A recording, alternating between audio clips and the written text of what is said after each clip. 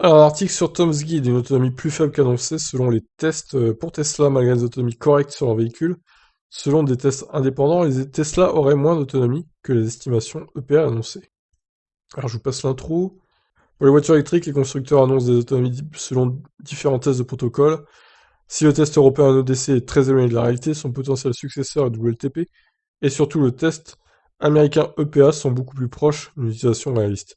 Pour ce test, la voiture réalise deux parcours, l'un en urbain et l'autre extra-urbain sur une distance d'environ 34 km. Même si le test se rapproche des conditions réelles d'utilisation, elle ne remplace un essai sur le terrain.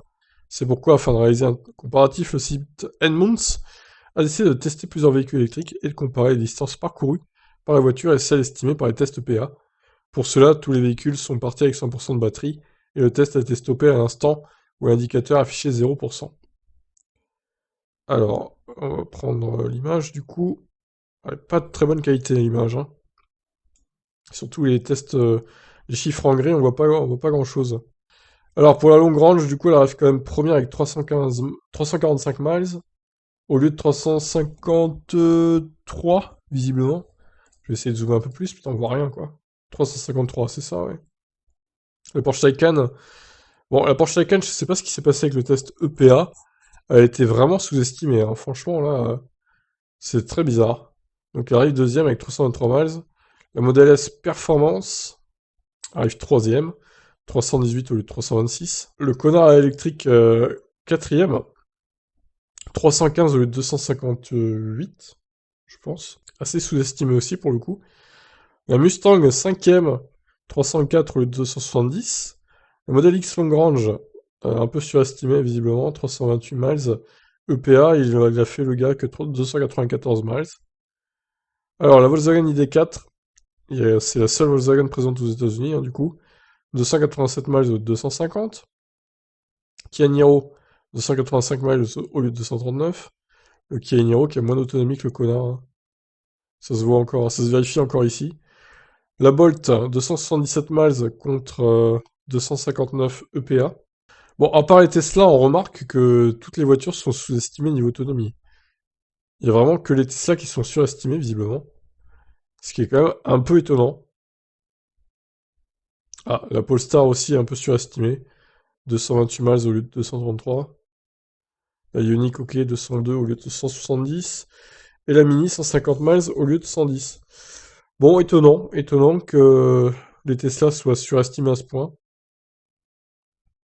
Alors, continuons l'article. Contre toute attente, plusieurs véhicules ont dépassé les estimations. Certains, comme la Porsche Taycan 4S, ont même montré une endurance plus de 50% supérieure au résultat du test EPA. Néanmoins, dans ce classement, aucune Tesla ne montre une autonomie supérieure ou égale à l'estimation. Elon Musk avait déjà expliqué ce phénomène sur Twitter il y a quelques années en expliquant que les Tesla gardent quasiment 5% d'autonomie de réserve afin d'éviter la panne sèche. En effet, le site Edmunds a poussé l'expérience afin de s'assurer des dires du constructeur. Une Model 3 Long Range a pu donc parcourir 41 km à la vitesse de 105 km/h avant de se couper complètement. Ah oui, tant que ça quand même. En prenant en compte cette réserve, les véhicules atteignent en effet les estimations OPA et les dépassent même légèrement. À titre de comparaison, une Ford Mustang Mach-E, que nous avons testé sur 2000 km dans les mêmes conditions, rendra les armes au bout de 11 km. Cependant, l'utilisateur n'a aucun visuel sur la quantité d'énergie dispo dans cette réserve d'urgence, et s'il souhaite parcourir la distance annoncée par le constructeur, il devra le faire à l'aveugle. Une fois le 0% affiché, toute distance supplémentaire parcourue se fait au risque de se retrouver en panne sèche. Au-delà de la présence honorable de la réserve, Edmunds dénonce la menace de Tesla pour gonfler artificiellement l'autonomie, annoncée vis-à-vis des concurrents qui n'ont pas besoin d'artifice pour aller au-delà des estimations EPA. Oui, mais qui ont peut-être moins de réserve du coup, les concurrents, que Tesla, donc bon, voilà, étonnant. Donc en gros, c'est difficile de tomber en panne sèche avec une Tesla, hein, qui a une réserve de près de 40 km à 105 km/h quand même. C'est très étonnant une telle réserve, hein. Je suis pas sûr que ce soit le cas pour tous les modèles quand même, hein. Voilà, je vous laisse tirer vos propres conclusions de ces essais. Ciao ciao.